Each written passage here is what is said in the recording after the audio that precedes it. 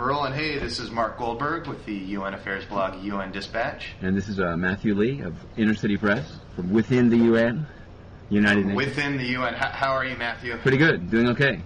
So we have a lot to talk about today. Maybe we can start not in New York, but in perhaps Minneapolis, St. Paul. Go ahead. You've got the baton. Where the RNC just wrapped up their convention. And now this might seem somewhat sort of counterintuitive to you, Matthew, but I read the portions of the GOP platform that dealt with the UN, and I have to say it is sort of far from an anti-UN screed.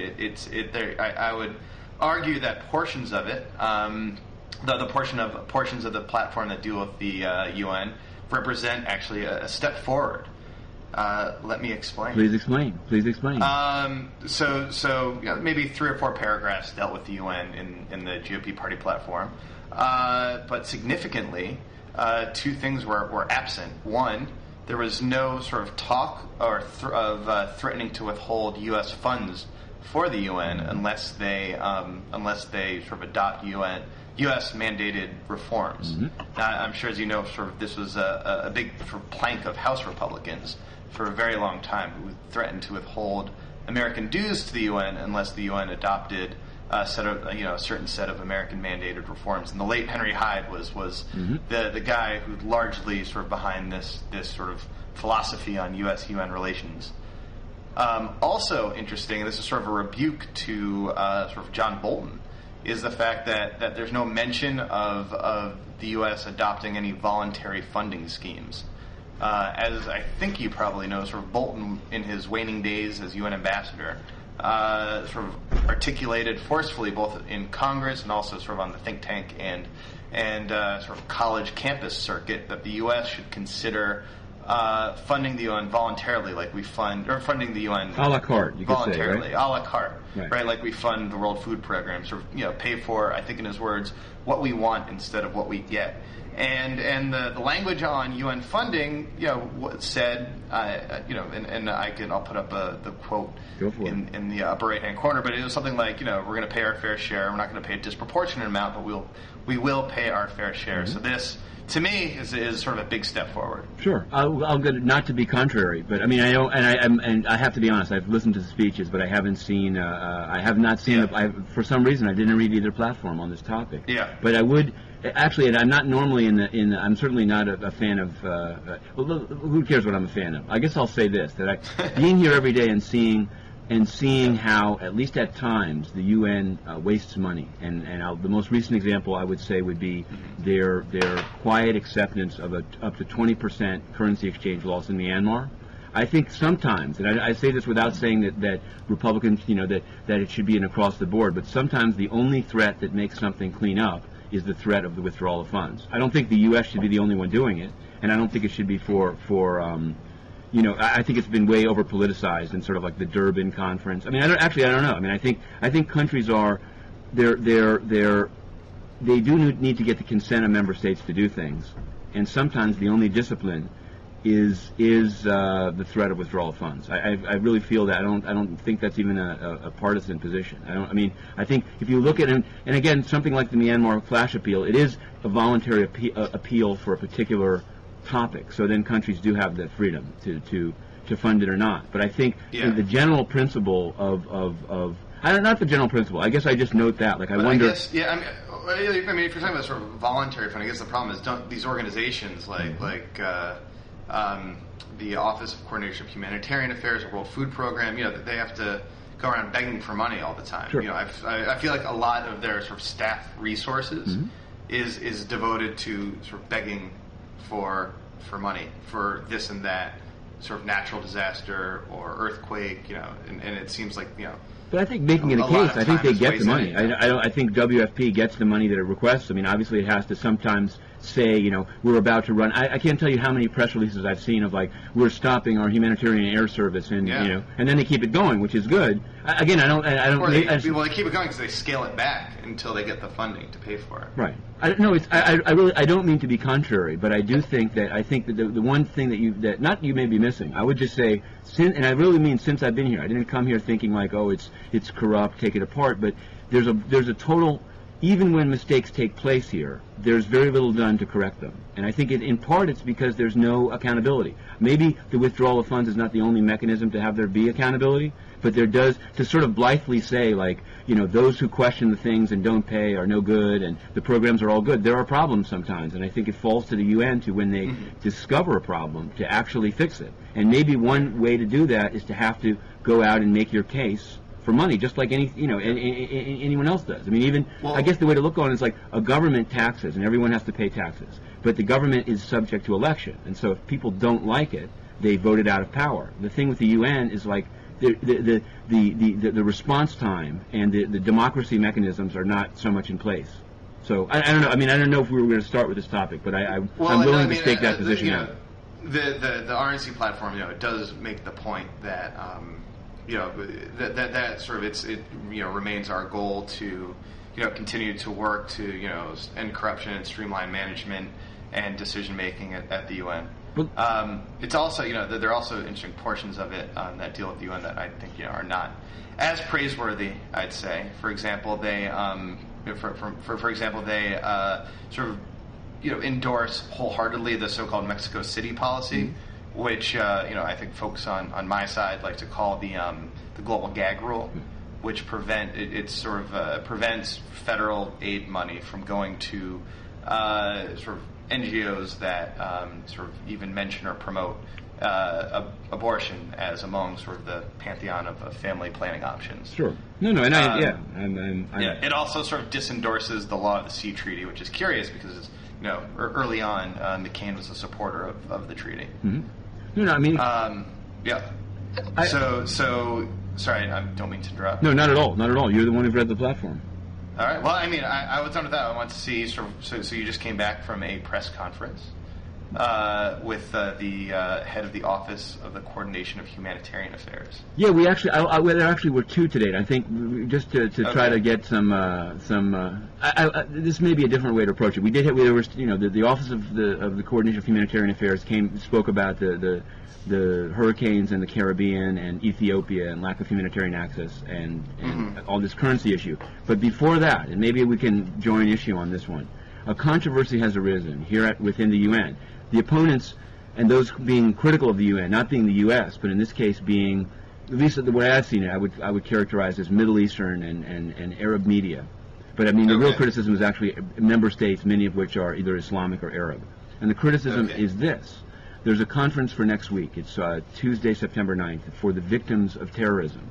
It's a pretty, Ban Ki-moon will speak. They're bringing in victims of terrorism, and it's been funded by initially 3 and now 4 countries.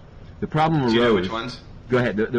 Actually, that my interest in it was who was funding it, and the funders are the UK, Spain, Colombia, and now Italy. And so it struck me as strange, and the people that raised it to me said, you know, those who pay the piper call the tune.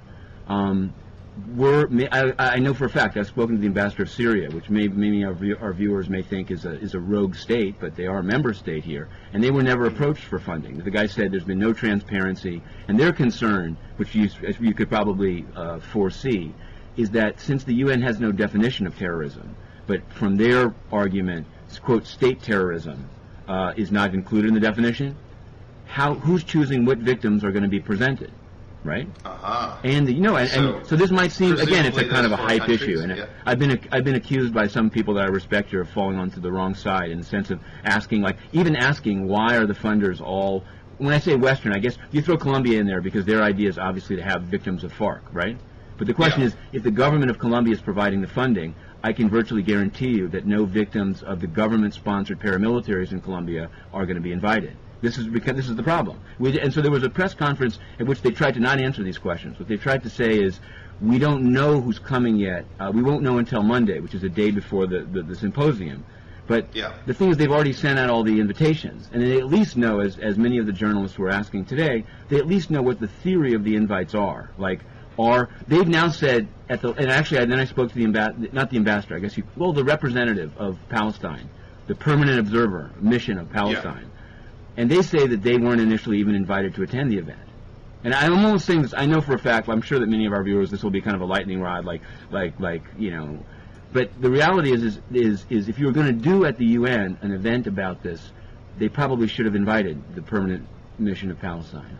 And they didn't. And in fact, only after it was complained through the Arab group, the night before they met with this guy here called Bob Orr, who's like a big muckety muck. He's American. Suddenly the invitation arose, and they said, "Oh, we sent it before; it must have gotten lost." So who did the inviting? Those 4 countries? The secretary? No. The secretariat did it. I would say here's the, and I'll go out on a limb with this one. In the last 24 hours, 2 facts have came to me. Number 1, that there suddenly was a 4th funder, Italy. Number 2, that in connection therewith, victims of the Red Brigades were being invited. Now we hit a new low in which people pay to play, right? So I was wondering why Italy? No, Red Brigade. Brigata Rossi. You know it. No, and again, I don't want to say that. I'm actually surprised, and we can do some more reporting and see why the U.S. didn't. I guess the U.S. probably didn't feel a need to pay. And now we go back to this. Why didn't they pay? Would an Obama administration, I was going to say regime, excuse me, would an Obama administration pay? I mean, it just seems so badly planned on the UN's part, without taking, which I think, I mean, behind it all, most of the questioning by both the journalists that are questioning it and the missions here, which would also include Egypt and Kuwait and a variety of other ones, is basically they think that this is a politicized event in which some victims are going to be shown but not others, at which in the last minute certain Palestinians are now going to be invited because of the protest. But check this out. This is the working theory they have, and Tuesday we'll know if it's true or not.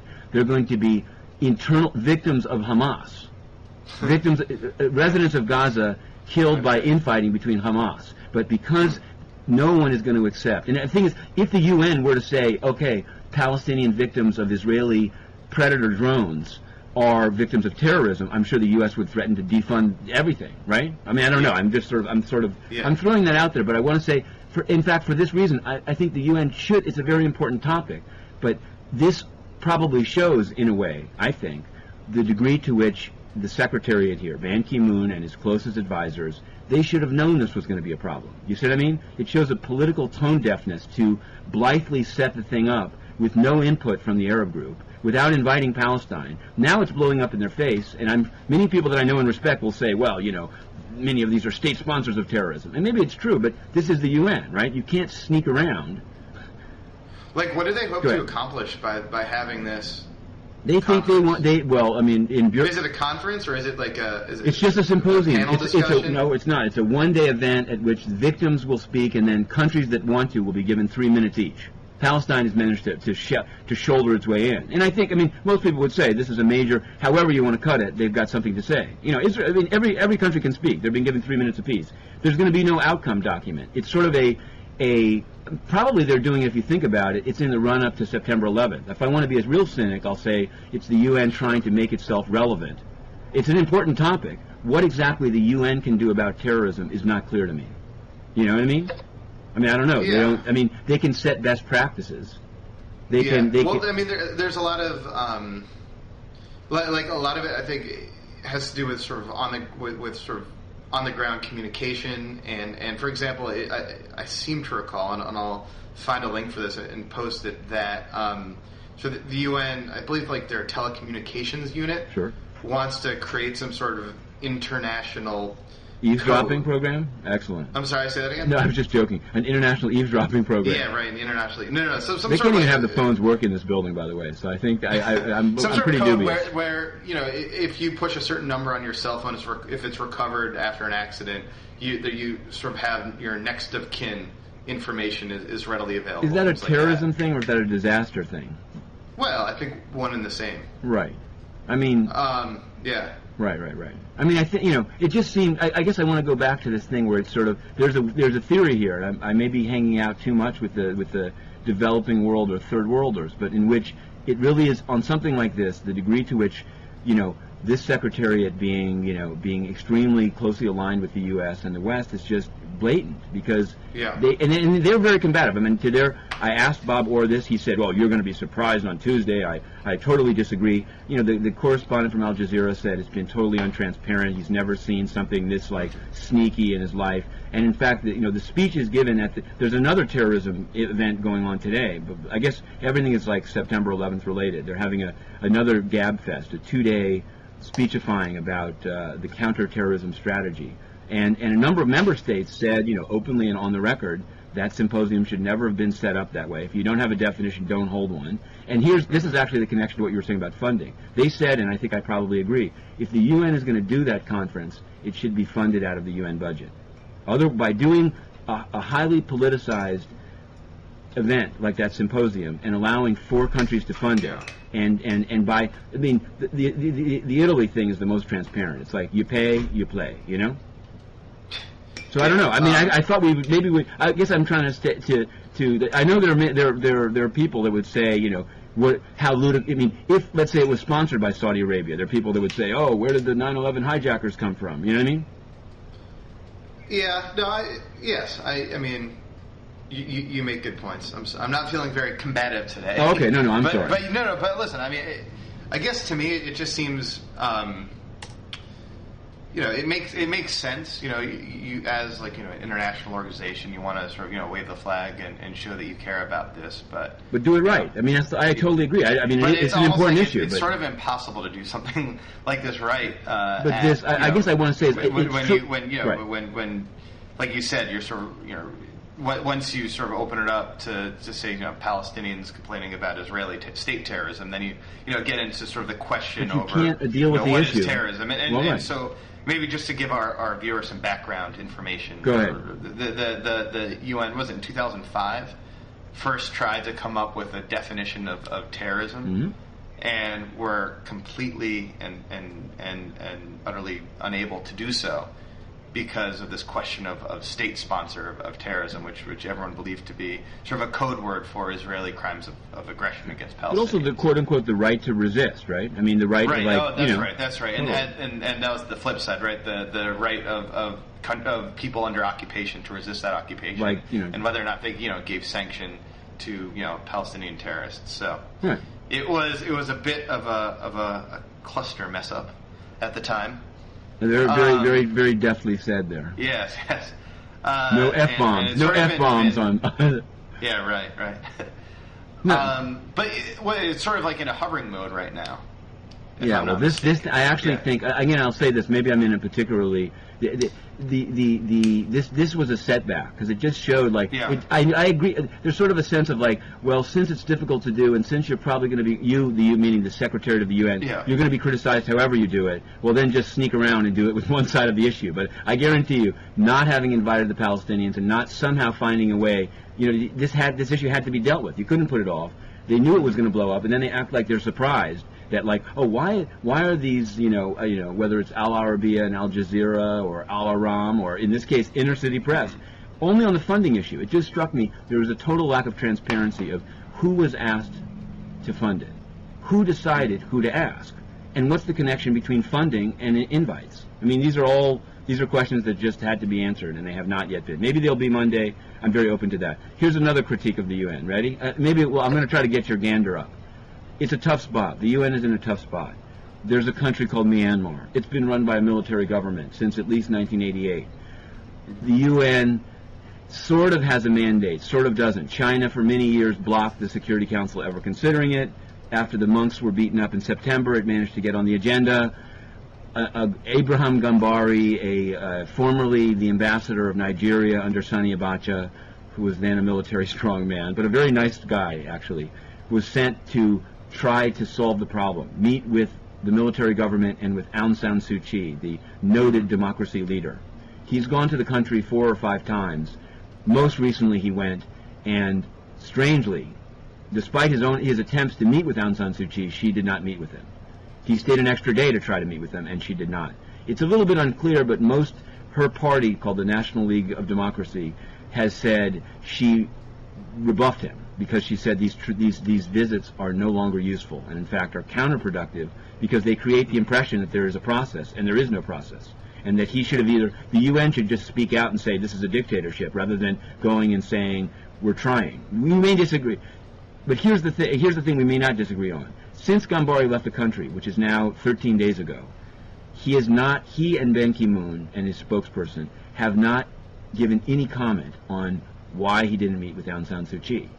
Yeah. Meanwhile, the opposition parties have every day said Gambari's no good, Gambari shouldn't come. There have been the Wall Street Journal, as you might imagine, has editorialized about the UN in bed with dictators, and probably maybe that's an unfair criticism. But the thing is, it's a world organization. They've said I've asked every day for the last 13 days. That I'll say. I'm not in an abusive way. Every day there's a new quote, and you say, well, so and so says you suck. What do you say? But every day they've said, well, he's not going to speak until he briefs the council.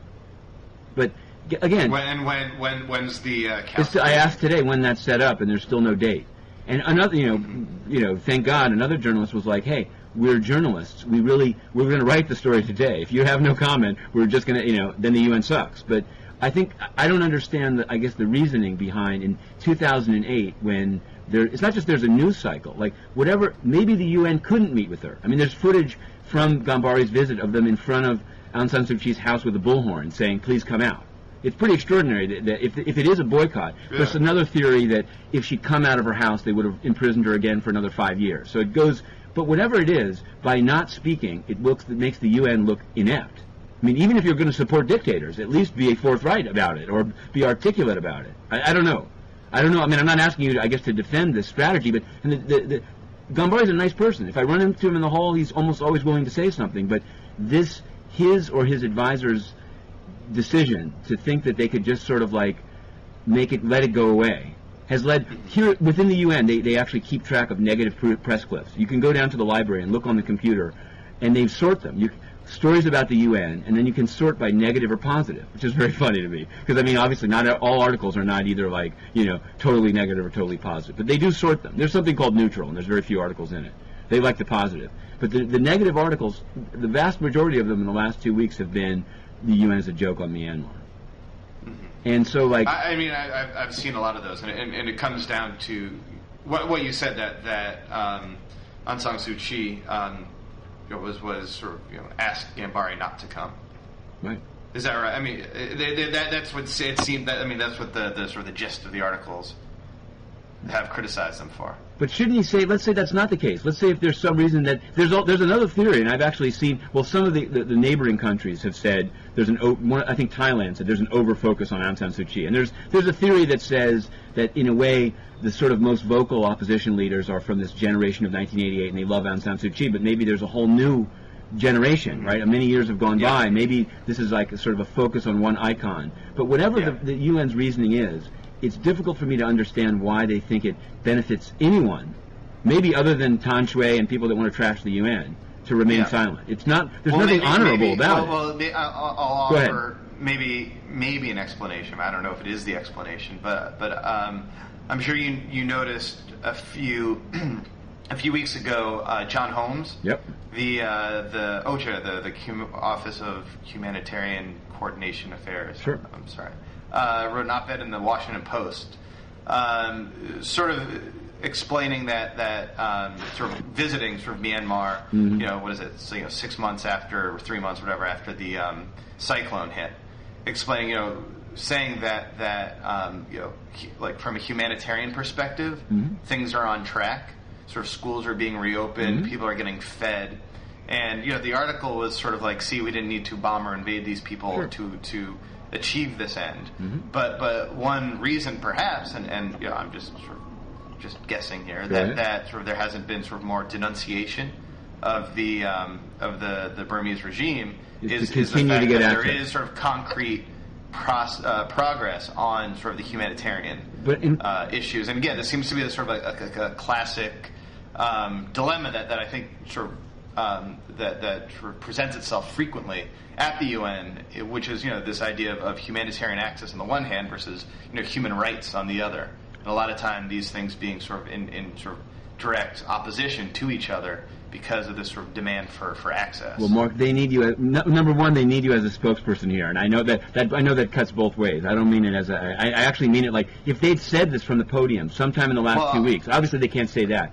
But there's two things. Number one, there's a WHO study out, which maybe you've been talking about links. Hopefully, I'll dig up the link to this, which actually goes beyond that and says that virtually all of the healthcare help done in Myanmar was done by Myanmar itself. It's like, so they've gone, in fact, if that's true, then all of these... Sorry, could you explain? I don't think I understand. No. The WHO has said health services were delivered after Cyclone Nargis. And the vast majority of the service delivery was by the Myanmar itself.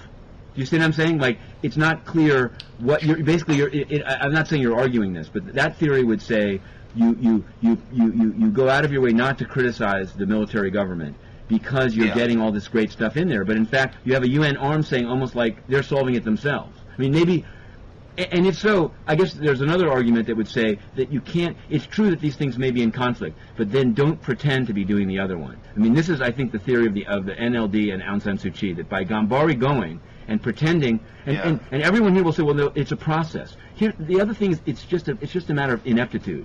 Gambari, since he came back, met with the President of the General Assembly. It gets a little bureaucratic, but you'll see the point. Sir John Karim. He met with him this week. The next day, Sir John Karim put out a statement.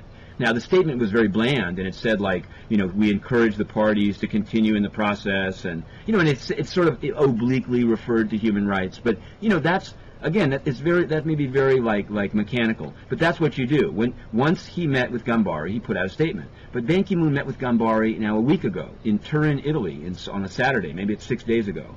And he didn't put out any statement. Like, somehow they thought that by not saying anything, and literally I've gotten pressure from the Department of Public Information here. Why do you keep asking? Just wait for Gambari to speak. And it's like, I don't want to.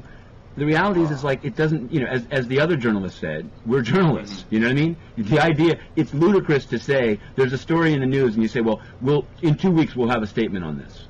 They're trying to tease your interest. They're not, because most people here said when they finally say Security Council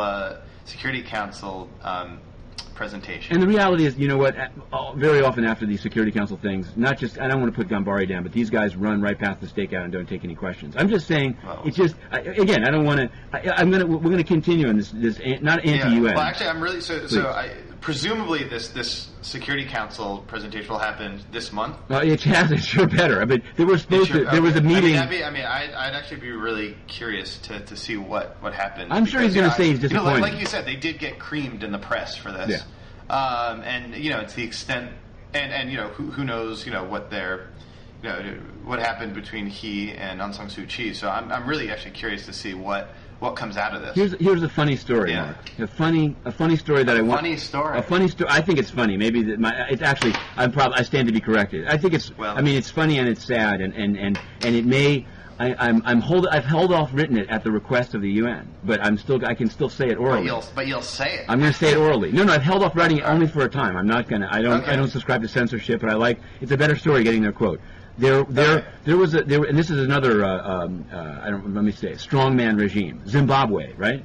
You remember, you and I'm sure many, if not all, if most of our viewers will remember, Zimbabwe, a country run by Robert Mugabe for many years, but that here at the UN, there was an attempt, maybe, last month sometime, to at the end of July, actually, so a little bit more than a month ago, to impose sanctions on the Mugabe regime.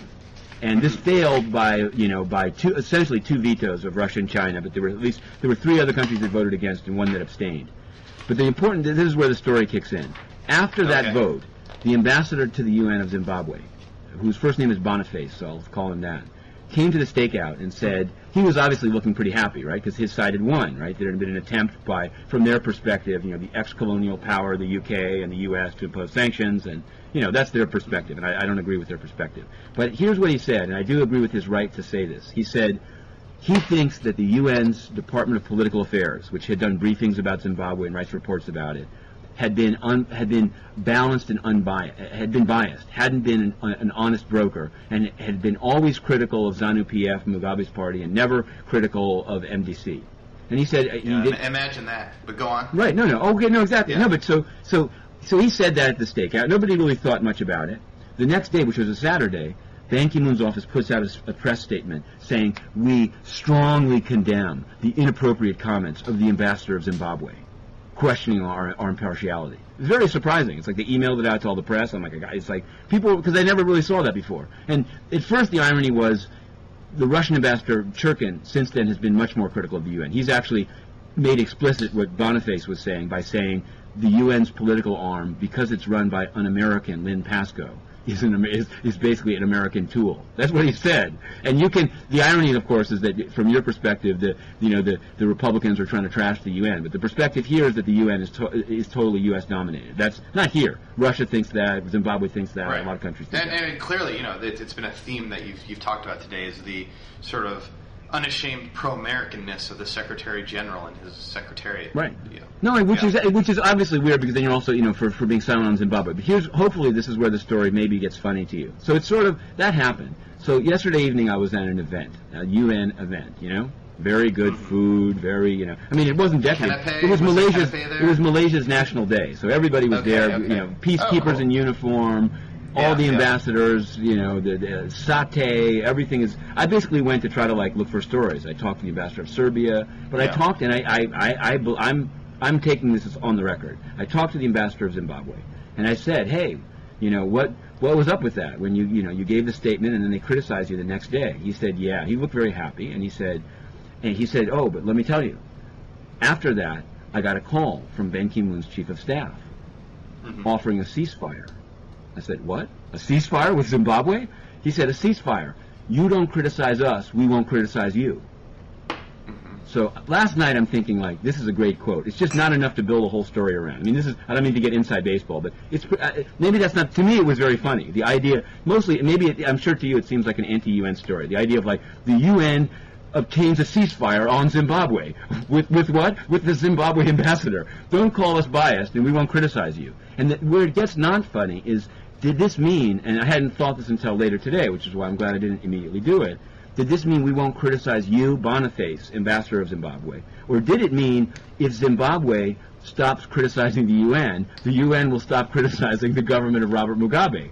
Well, all I can tell you is that today, at the noon briefing, I asked, does Ban Ki-moon or the UN have any comment on Mugabe's threat to end the reconciliation and power-sharing talks, which he said he's going to do? No comment at all. Now, maybe they wouldn't have had any comment because they don't want to comment. But so then, this is where, I don't know, the first part, I haven't heard you laugh yet, so I thought it was funny. It gets funnier still. Moments ago, in fact, the door is right behind me. Let me move out of the way. Through that door that has a little black screen on it, I ran into a guy who, for now I'll leave unnamed, but who works upstairs at the UN. And for some reason, I told him the story. He's like, what do you have for me? I said, well, I have the ambassador of Zimbabwe saying that the chief of staff offered a ceasefire. And he said, no, it's not possible. I'm like, I guarantee you, he said it. And he did say it. He said, well, he must be misunderstanding what was said. Can you commit to not write the story? Which I'm complying with, because I'm not writing anything until you hear from Mr. Nambiar in terms of what he really said. And I said, of course, it'll make a much better story. One thing is it's not easy to reach these guys. I'd like to get Gambari's side of the story, but you can't reach him, right? They say no comment. But in this case, it looks like maybe he's going to say that Zimbabwe's making it up. It seems that he made the call. Even this guy said, well, certainly he called, but it wasn't to offer a ceasefire. But I think the whole thing is, I don't think it's impossible that they did offer a ceasefire, whether they use that word or not, right? So you're awaiting. I'm awaiting comment before going to town on it. Okay. But I guess hopefully you'll clarify. I can send a link if I get the antecedent to the pronoun sort of you is. Is it Zimbabwe? Is it Boniface? Right. In terms of, ceasefire with who? But what do you, I guess what I'm saying is, what do you think, I don't know, what do you think of that? Obviously it wasn't funny because I didn't hear you sort of, laughing. I don't know, it's kind of hard for me to, form an opinion about the story you just told me without sort of... knowing what the truth is. Yeah, like you said, there's nothing to write here until you... Right, okay. No, that's good. See, that's why I'm a nascent journalist, but it is interesting. So you seem to be sort of taken aback that sort of Ban Ki-moon would sort of issue that sort of harsh statement against a non-pre-fire. Did he do it because? But not sort of But yet, like, sort of, I think a lot of times when we talk, you seem to think that that's inappropriate at times. Well, I just very briefly, what I'd say on this is that they'll constantly say the UN is its member states. We have no comment. And then a member state says, we think the UN is screwing up, and the UN, the Secretariat says, how dare you say that? And they only say it because it's a kind of a marginalized state. They think, and here's their mistake. Maybe it should be a marginalized state, but within the UN, it's not that marginalized. And so it's clearly kind of it lacks consistency to crack down on Zimbabwe's comment, but say nothing when Russia is pissing all over the UN, and they were. He said outright. I think it's clearly it's clearly not consistent, but Russia is a permanent member. Russia, if it wanted to, could block the reappointment of. Well, that's exactly. But I think this is my negative point here. Zimbabwe, cannot. Russia has a lot more power. Here's my negative point in the system. You'd like to believe. I understand that reasonable minds can disagree about diplomacy and how to do things, etc. But you'd like to believe that the world's top diplomat, or the sort of the independent moral voice representing the UN, was using the good offices of these telephone calls and stuff like this to promote world peace, not to protect their own reputation, or much less to try to ensure a second term. If anything, this to me says, here's a reform for you, and I'm going to withhold my dues or my cafeteria money until it's implemented. There should be a single term. There should not be a renewal. Just like in some other things, there should be a single 7-year term, because otherwise the whole first term that's an interesting proposal. is just sucking up to the P5. Yeah, it should be once you get in. Plus, obviously, I would say the veto should be gone. I say a lot of things, but at least as to the Secretariat, make it a little bit longer, but no renewals, because otherwise it's a huge conflict of interest, and you have administrations just sucking up to the P5. So that they can get reappointed. Or what about one 10-year term instead of... No, I think then if you get a dud, it's for too long, And I think they actually ought to be recall provisions. There should be. In anything. Anyone could go... I don't mean to be crude, but you can impeach a president. I don't know. Maybe there is. Maybe it's never come up. But I'm saying if you really got a dud, the UN is important. Let me tell you, Mark, I am a true believer. The world needs a UN, but it needs an effective UN. You know what I mean? So I'm not saying you have a dud. I'm not saying this guy is a dud. But I'm saying if you had a dud, you can't wait 10 years to take them out, because in fact, seven's good. Yeah, I have in mind a line, and I haven't written this piece yet. Again, this is the problem of these blogging heads. You're keeping me from writing, and the title is the following: Who killed the UN? This is what it seems like this week, because the most basic things. Even Georgia. You said we're not going to talk about Georgia, but it's not Ban Ki-moon's fault. But the Georgia issue was hot at the Security Council, and now it fell off. Now, there's a variety of reasons for that. But in terms of, the UN being the place to solve threats to international peace and security, I don't want to say, who cares? If it gets solved, most people, there's different views of it, obviously. In the Republican convention, they were saying this is the new Cold War, et cetera, et cetera. But the UN, I guess it's the veto that made it impossible to solve here. But you tell me. I'm it's interesting. The last, at the Security Council, arguably the last month and a half have been sort of kind of rough. Sure. You had sort of there's no conclusion clearly with the Georgia-Russia spat. Zimbabwe was not solved. Double vetoes, baby. Countries of the P5 did not come together to solve the Zimbabwe crisis. Sure. But those are clearly sort of problems and there's there's clearly sort of stalemate there. But there's sort of also a host of other issues that, despite huge differences between Russia and the United States over Georgia, the countries, everyone were able to get together on things like extending the mandate of the UN mission in Iraq, right? That was kind of like a big deal. Also extending the mandate of a few other peacekeeping missions, like in southern Lebanon, and sort of it's very rare for somebody the structure of the mission in Sierra Leone. So another way of looking at this perhaps is that sort of despite these major agreements on some of those issues like Georgia, we were able to work together in harmony. Absolutely. I'm telling you, issues. Your sunny disposition continues to inspire me. I don't know. It's nice out. It's nice out here. No, I'm looking at I see the East River and the blue sky. I think those mandates. It's very rare for people to try to hold up a mandate renewal. The last one that happened was the end of July about Sudan, where they tried to Some tried to say we're not going to renew it unless you agree to freeze the indictment of al-Bashir, but that was a non-starter. Almost always these things get renewed. Every once in a while, I think one time China blocked the renewal in Haiti for a while because Haiti was still friends with Taiwan, so that was something that did happen. It's usually blocked for an extraneous issue. I can actually hear, I'm not saying this is news, but people may not know this about Georgia. The next time that Georgia has sort of fallen off the agenda, it's in the footnotes of this month's program of work. Nobody. I asked the Georgian representatives. They're like, the actions outside of the UN. Screw the UN. They didn't say screw the UN. I mean, they said the actions outside of the UN. But it has to come back to the UN on a mandate renewal. The UN mission in Georgia, which is essentially military observers in Abkhazia, one of the two breakaway zones, expires on October 15th. And that is going to that's going to totally be the moment at which it's hard to imagine Russia agreeing to an extension. Its old mandate doesn't make sense anymore because right. It's like no, you're right. I think I mean you seem sort of absolutely. And since they can't agree on a resolution, even there's no. It seems like they may actually wind that one down, or that'll be an interesting mandate. Renewal. I'm just trying to think of. This is what I want, and people may have. I don't know if there was enough media coverage of the Georgia thing. Did hit a climax. The last meeting we had here before everything fell off the map involved one of the best, or from people's point of view, one of the most vibrant UN debates to date, and it culminated in most countries from the West denouncing Russia as you've got to get out. You're not complying with the agreement you made, and Russia listened, and then on their kind of rebuttal time, he said as follows. He said, If somebody came from outer space into this chamber and saw and heard this debate, he'd think that all of the countries speaking are such great respecters of international law. But, Mr. U.S. Ambassador, tell me, did you find the weapons of mass destruction? He said, and NATO, he said, by the way, when we haven't bombed any Georgian television stations, but NATO in 1999 bombed TV in Serbia. And then he said, he knows how to hit his he's one of the that are fighting each other. They know exactly sort of. He's one of the sharpest pencils, and he didn't. Where to hit him. Absolutely. Yeah, wow. And they know exactly to hit him where. I could stop on each of these. What's your response, Mark?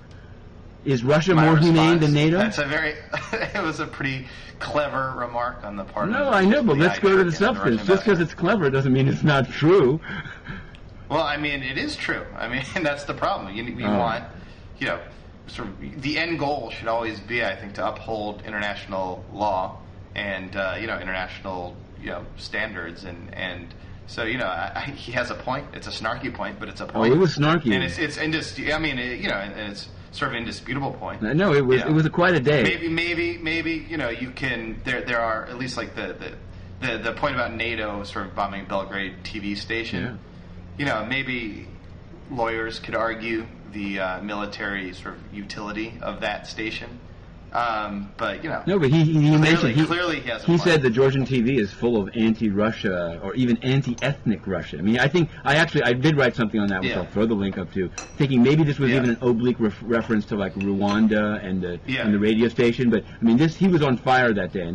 Interestingly, sorry about this NATO TV station thing. Yep. I said lawyers should think about it. My understanding is lawyers actually did think about it and investigate it. And at the War Crimes Tribunal for the former Yugoslavia, the sort of prosecutor's office is said to have, seriously considered, like bringing charges against NATO for among others that action, and also sort of the Chinese embassy bombing and the bridge bombing, but sort of decided not to go forward. Now, whether you can say that was like a political decision or a legal decision, I think is clearly up for debate. But in like the mid to late 1990s, these were actually the early 2000s, late 1990s. Word is that lawyers did sort of look into this. Right. So at least they gave it some cursory. No, that's good. I'll try. I'm going to go. I will go back and look at the. Yeah. Maybe changing subject slightly for a second. Please. So let's talk about the elections. Okay. Oh, all right. I was gonna. Not those elections. Right. Go ahead. But the Security Council elections. Right. Are around the corner. They are preceding the U.S. elections by about 2 weeks. Right. I believe October 17th, 5 seats will be open at the Security Council. Correct me if I'm sure. Correct me if I'm wrong, but. One of those seats is Africa's. One of those seats is Asia's. One is Latin America's, and 2 are Western Europe and other groups. That's right, the famous we are. And my understanding is that the sort of Asia, Africa, Latin America seats are basically uncontested. That's correct. The groups agree with themselves. Mexico is going to get the Latin America one. Uganda, the African Union decided that Uganda is going to get the African one, and Japan is running sort of uncontested, except for a sort of Lyndon LaRouche style candidacy by Iran for the Asia, but Western Europe. This is Western Europe. It's the WEOG group, Western Europe and others. There are 3 candidates for 2 seats. That's correct. And this is where it can get heated. You have Austria, Iceland, which has never been on the Security Council, and climate change Turkey. victim, prospective climate change victim. Always remember it. This is interesting. That's their campaign slogan. I'm joking. Is that right? So I was going to ask you. So I'm sure. So Austria's in. Who's going to get 2 of these 3 seats is sort of like the big question, and and they have to be elected by a 2/3 majority of the General Assembly, and there's all sorts of like a complicated runoff system if they don't. Yeah, last time Venezuela went 150 what's the inside ballots. line here between Turkey, Austria, and Iceland? Yep. I think the perception here is that Austria is in somehow. They've secured their votes, and that the real battle is Turkey-Iceland. And I've spoken. Turkey-Iceland. Yeah, Turkey-Iceland. It's a rough one.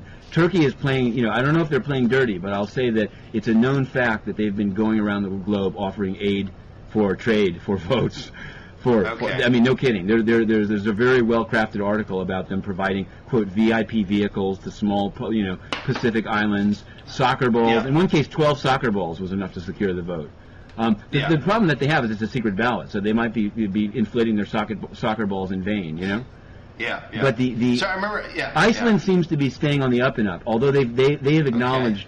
I met a guy. There's a guy here who's from Iceland TV, which is totally. I asked him, is the reason that you've suddenly deployed here because we've never had an Icelandic correspondent, but he's deployed in advance of the election, and I think thinking they're going to win. And this is the funny part about it is that I don't want to put down Iceland, but they're so close that like the Iceland mission drove the guy to work with his cameras. He told me that, which I thought was sort of funny. But they're probably all related. Yeah, I don't know if it's a family thing. I think it's sort of like I mean, again, they've got to hang together. There's not that big an Icelandic community in New York, but.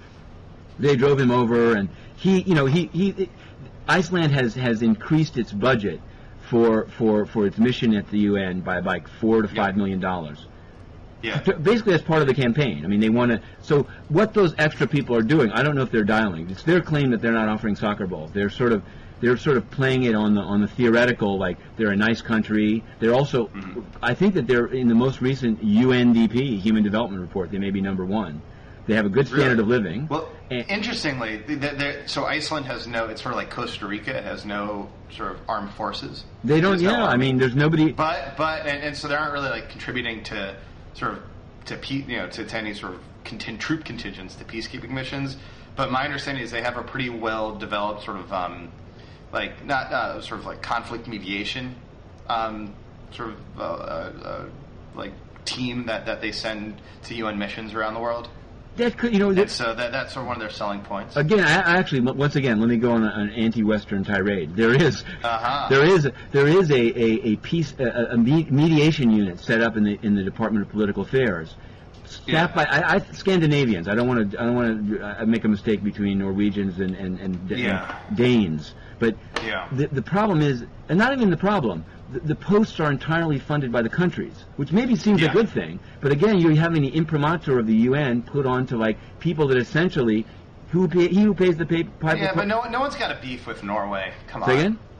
No one has any beef with Norway. I don't know. I think the environment may have a beef with Norway. I don't have any beef with Norway. Actually, there are some beef. Or the Scandinavian. That's why actually they're so useful in peacekeeping missions because they're rich, especially Norway. Norway sort of is bats way above its weight in terms of sort of GDP and giving. Oh, definitely. There's no question. I mean, there's no question. I think they're the largest sort of donor to the UNDP and to all sorts, and like maybe the World Bank. But they get job, for example, they get an ASG position. This guy Olaf begins with a K. Yeah, I mean, they pay to play in the same way that I mean. But I agree. I mean, it's not on balance. It's like a matter of national pride, I think, for Norway as well to to participate in these international forums, you know and again to give a lot of money. Let me go negative to again. Sort of develop Let me go negative Africa. again, Mark. Here's a Norwegian that you may know, Mr. Terje or Terje Rod Larsen, well-known diplomat, man of international intrigue.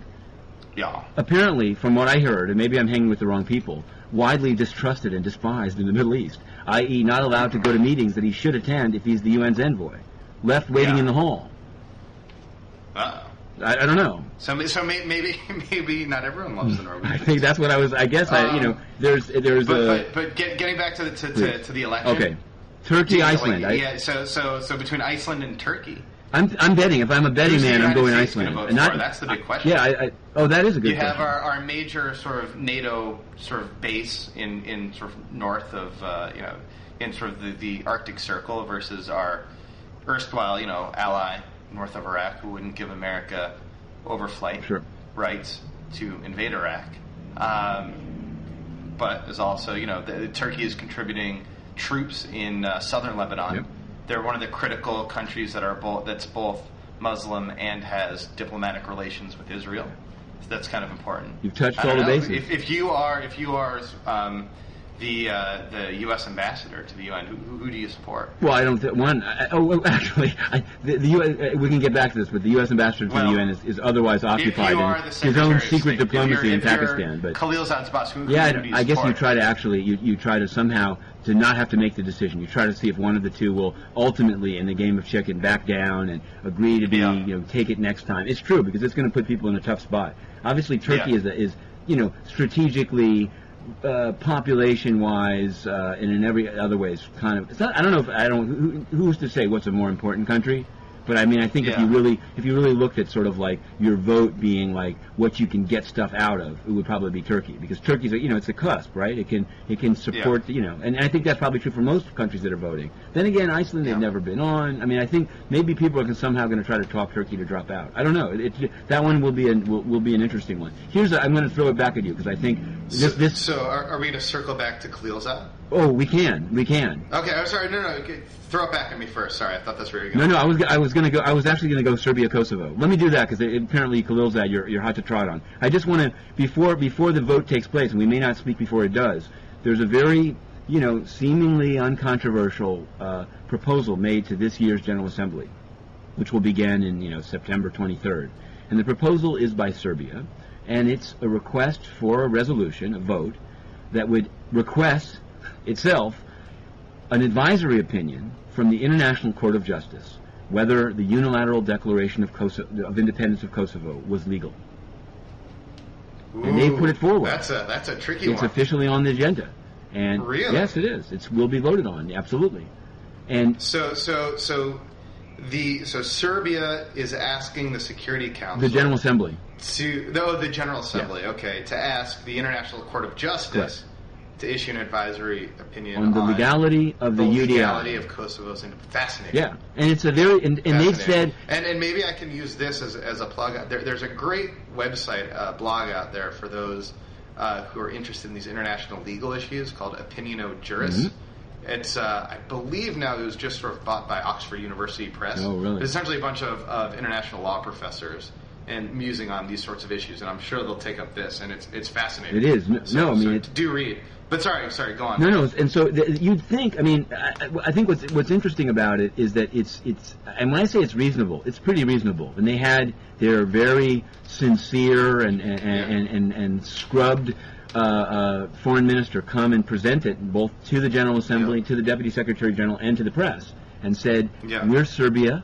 We're different. We're not the old Serbia. We're the new Serbia. Yeah. And we're trying to move under the rule of law. We think it was illegal, but it's not to be decided by violence. We're just seeking an opinion, and we're going to ask people. Interesting. And here's a country you mentioned them, but I want to praise them. Costa Rica, whose ambassador Jorge Urbina is a lone and sometimes lonely voice for international law on the Security Council. That's like their one issue. They love international law. We once got them into a fight with Sudan because they came out in favor of Prosecutor Moreno Ocampo, and then the Sudanese ambassador called Costa Rica Banana Republic.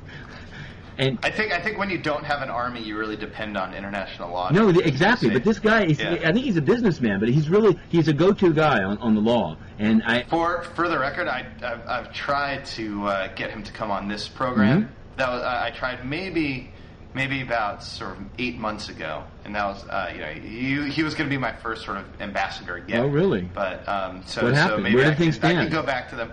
Yeah, timing didn't play work. Play the out, inner-city press card. I'm telling you, play the card, because he was on the Africa trip, and I got to know him at that time. I saw Well, since then, we've sort of slowly built up our credibility, I think, Matthew, by the other guests we've had on. Okay, So sure. I'm not saying you need the inner-city press card, but I'm saying if you want to play it, if you want to play it, Jorge Urbina is a and here's I'm gonna quote him. Jorge Urbina said, as Costa Rica, yes, they recognize the independence of Kosovo, but they absolutely support Serbia's right to get a ruling, and they'll be voting for it. Because the thing with, which is good, but it's interesting. I can respect that position. Whether they were right to recognize or not, I don't know. But at least to me, you can't. I asked Ambassador Wolf, the number 2 of the U.S., and this will be our segue to Khalilzad. The number 2 of the U.S. What's the U.S. going to do on this? They said we haven't decided yet. Maybe the U.S. is on record as not caring about international law. I don't know. But this seems eminently reasonable. Like, if you think that Serbia is wrong to say it was illegal, let them get a ruling, right? Let them have their day in court. It seems like what this sort of question, I think, is what the International Court of Justice was set up exactly for. Now, cynics say that the... Also, though, interestingly, I don't know if you remember that, but maybe 4 or 5 years ago, the International Court of Justice, which is based in The Hague, ruled sort of against Bosnia, right? Mm-hmm. And the big case was Bosnia sued Serbia for genocide. And correct me if I'm wrong, but I believe that the Court of Justice did not. But they gave them a lot of good language. I mean, I think what people have tried to say is this is the way it's a court, but it's only half law. It's mostly politics. They'll find a way to have to really split the difference and say, I think, like, for example, in that one, they said it didn't technically reach one level, but there were all these other things wrong, and it was terrible, and you know what I mean? And so on this one, I think what a lot of people are saying is, like, how could they rule that it's illegal if 45 countries have already approved it? So probably they'll say, it definitely raised issues, but somehow, facts on the ground. It's almost like what a U.S. court would say, like, that's a political question, we're not going to rule on it. Right? But this should have been ruled on. I mean, I think, and what's interesting, even the EU, which you'd think, maybe the U.S. could say, we don't, international law, screw it, right? As they did, I think, about the bombing of the Nicaraguan ports, not to go back too far. But the EU should believe in the international, the court is there. This is their, you know what I mean? And yet, the EU has yet to take a position. I asked the France's ambassador, Repair, what's the EU? They have like a individual member states of the European Union make their own decisions. They do, but a lot of votes in the UN, the EU takes a position and they vote as a bloc. In terms of actually recognizing Kosovo, they all went their own way. A number of them, Greece and Spain and Slovakia, didn't recognize Kosovo yet. And I think the effect of this resolution, if I think it'll pass. I'm told, the Serbian ambassador told me yesterday it'll pass, but other savvy people said they're counting the votes. They're going to get it. Even if the EU abstains, they may get it. But I wonder what precedence this sets, though, for resistance movements around the globe. Like, for example, I don't know if you noticed this, but the Alaska Independence Party, in its charter, is sort of looking to a redress of grievances before the United Nations. Bring it on. Saying that under the UN charter, they have a right to self-determination. Well, Puerto Rico's in the GA, and they're talking trash. This opens all sorts of issues. Right, exactly. But I guess the effect, number one. There's a real cynical theory, and I guarantee you I'm not quoting myself here. I'm saying some cynics say, the current government of Serbia may want to lose this case. Ready? Let me say it again. They want to lose the case. They want to file the case so they can tell their populace, at least the part of it that's like extremely upset about Kosovo and ready to like riot on the border of Mitrovica, that they're doing everything possible. But here's why the theory has some legs. Interesting. Here's what. No, I'm serious. This is because when he was here, the foreign minister of Serbia was asked. It was a very good question, asked by a journalist that said, "If you lose, will you give up the ghost?" And he said, "We'll have to. We're the ones asking for a ruling. How can we ask for a ruling and if we lose, not respect it?" But if they win, they get nothing because it's just an advisory opinion. So why would anyone in their right mind go into a court proceeding in which if you lose, you lose, but if you win, you get nothing. Unless, of course, not you either want to lose, to be able to tell the populace, let's put it behind ourselves, we tried everything, or you really don't care if you lose, because it doesn't make sense as a purely kind of like, Adam Smith, no one would do this, right? No, I'm serious. Interesting, and we like the government of Serbia now. Oh, totally, and that very moderate. Handed over Karadzic. In fact, that's why they seem to be on the right track. So a well-placed EU source says the EU probably will support it for just that reason, to try to send the right signal to Serbia, like you step toward us, we'll step toward you. If a real an outrageous cynic would say maybe the fix is already in with the judges. I have no reason to believe that's true, but but I think it should be interesting. And the effect, though, and this is the last thing on this, is that the downside. I am sure that Kosovo and Pristina are lobbying crazily against it, is because if the resolution passes and it gets pending before The Hague, people are not going to continue. The recognition process will probably be frozen. You know what I mean? Very hard for a country to do it. Well, you could do it, but it makes it less likely. There's one. I must say this. I'm sorry to say. I want to get your opinion on this. It's an anti-UN thing. Not even anti-UN. There was a guy. He was the chief legal officer of UNMIK, the UN mission in Kosovo, for many years. He's a very prominent Maltese politician or Maltese official, Alexander Borg Olivier. He presided over UNMIK's legal department, which was an important department because they sold off virtually all state-owned enterprises in Kosovo and privatized them during the years of UNMIK rule. While he was there, he was pretty openly pro-Kosovo independence, although he worked for the UN. In fact, he resigned in June from the UN and went immediately to become a consultant to the Kosovo government. He also, upon resigning, said, I have for the last 4 or 5 months lobbied my government, Malta, to recognize Kosovo. Now, all of this information, I've sort of pieced it together, and I asked the UN, is this appropriate? Was it appropriate that while he worked for the UN, he lobbied his government to recognize the independence of Kosovo? And should there be, or is there, a rule against going to work for the UN, which is supposedly neutral on Kosovo status, directly to go to work for one of the parties? They said, well, since he resigned, there's no conflict of interest. And he was reprimanded internally, and up until now secretly, for some inappropriate comments. Mm-hmm. What do you think? I mean, maybe it's a big setup. Interestingly, so when and this kind of comes through in that Samantha Power book about Sergio Vieira de Mello, is that sort of when you have sort of these administrators, there aren't many of them around the world, but like sort of an SRSG, the top UN official in like a mission, in a place like Kosovo or East Timor or Liberia or wherever, in places that don't have their own governments or have very sort of weak government institutions, it's sort of advantageous in many respects for the SRSG or general people who work for the mission to sort of act like they represent their mission, say Kosovo, to the rest of the world. Right.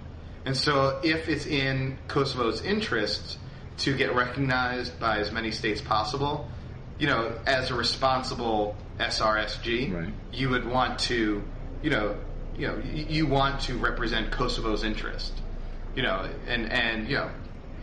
I guess this guy, so he's Maltese and probably has connections clearly to the Maltese government. His father was the founder of Malta. One other country that he can get to European Union country, to boot, that he can get to. But you can't do it while you work for the UN. I think that's why he was criticized, because the UN is in a very they've claimed publicly. Because here's the thing, I mean, the UN had two roles there. On the one hand, they were administering Kosovo, and so maybe, as you say, they were supposed to be advocating to the world for what they represent the interests of Kosovo. Yeah, whatever. In meetings of other. But they're also perceived. There's no they're also perceived now as the mediator between Belgrade and Pristina, i.e., between Serbia and the new quasi, de facto independent Kosovo.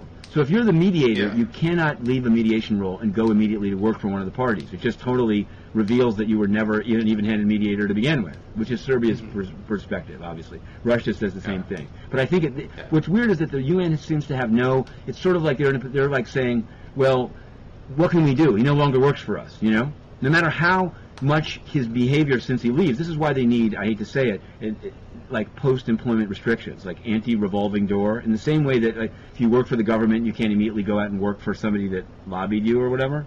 it seems like if you're a UN mediator, right? Yeah. You have to. It may be harder to get qualified people, and maybe Mr. Borg-Olivier is an indispensable lawyer, but it makes the system look bad. I guess, and this is the theme I'm trying to say. It's not about anti-UN. It's that these things. There are reasons. People, the only UN bashers in the world at this time are not just the U.S., right? As we've covered in the last hour, Russia's bashing away, Zimbabwe's bashing away, the Arab group is bashing away, everybody's bashing away. And maybe it's a sign that, I mean, somebody would say that means they're doing the right thing. But maybe some bashing is inevitable, but there's no reason to give the bashers, a gift, like a rogue employee that cashes out to one of the sides he was supposed to be mediating with. And there has to be some way to say you can't do that. Or at least they should say publicly, we disagreed with that. This made us look bad. Instead they say, oh, there's nothing wrong with it. Please stop asking about this. And it's like, no, I don't think so. All right. You know Khalilzad's story. You tell it. So do you want to cut out now? We've gone for like we an can hour cut out. We can cut out. We can leave the. The only thing is when we next speak, some pundits have it that Mr. Khalilzad may no longer be the U.S. ambassador, but some people say he's gonna hang in to the bitter end. And he's it just was a kind of a strange thing where he was accused of sort of solo diplomacy by calling and meeting with and reportedly advising Pakistani politicians that he knows personally and socially for many years. And the question is, did he tell the State Department that he was doing this? And and he got sort of excoriated in an email he did. That the New York Times obtained by Richard Boucher, who is the Pentagon spokesperson, and saying, what are you conducting your own diplomacy? Yep. In internet parlance, I think it was a WTF. Yeah. Question mark. So there you go. And sort of, so he backed up. So he's pals with the husband widow, of Benazir Bhutto. Oh, the widower of Bhutto, who is one of the two parties vying for the top presidency of Pakistan, right? Yeah. So and the U.S. is trying to play it neutral between the two, and you have sort of the U.S. ambassador to the UN, who's personal friends with this guy, sort of perhaps advising him. And apparently the guy said, supposedly Zardari said to a U.S. official, "Oh, I'm meeting with Zal in Dubai September 2nd. He's giving me advice." And the U.S. official's like, "Huh? We didn't know about this, right?" That's correct. Zal appeared I think that, to answer the press's questions, and Inner City Press asked him, "Were you advising Zardari?" And he said, "No, I was not." He said it was a purely social thing. I have dinner with people. Yeah. It was interesting. He said, I know these people, my relationships with these people precede my service with the U.S. government, and there's no reason I should give these relationships up. In fact, these relationships help the U.S., but I've been around long enough. Give me credit that if something substantive comes up, as it has once or twice, the first person I tell is the State Department. What's curious to me is how this leaked in the first place. Like, who in the State Department or White House or wherever somebody doesn't like Zalmay decided to forward the email from Richard Boucher to the New York Times. Definitely. And why, right? Somebody doesn't like Zalmay, but he'll probably. So the question is almost like, is he going to hang in? It's all coming to a quick close. But it is a. I mean, it was interesting just to have him say, and I give him. He was like, hey, I have a personal thing, and this is it. But it obviously raises some issues. But I think even this is. I go back to Borg-Olivier, a lower profile guy. At least he's not going to work for a party he was trying to mediate with. You know what I mean? I mean, that's a little different. But yeah, it took a. He came back and was like, I want to address these very unfortunate stories, and But that was good. I mean, that's it's at least, unlike Ban Ki-moon and Mr. Gambari, at least he faced the music. And now, you know what? Like a boil, at least in terms of here, that's Lance. People make a few jokes about it, but it's not like this big secret. That's his story, and he's sticking to it. It doesn't seem like he likes John Negroponte, because he was asked directly, "Have you spoken to John Negroponte?" And he was like, "No." So it's a real catfight. It's a real catfight over here, Mark. And as the world turns, in maybe in 2 weeks, maybe longer, we can pick up the catfight right where we left it. Well, we pick it up. We will. Thanks, Matthew. All right. Okay, that's it. Bye. Enough. Bye.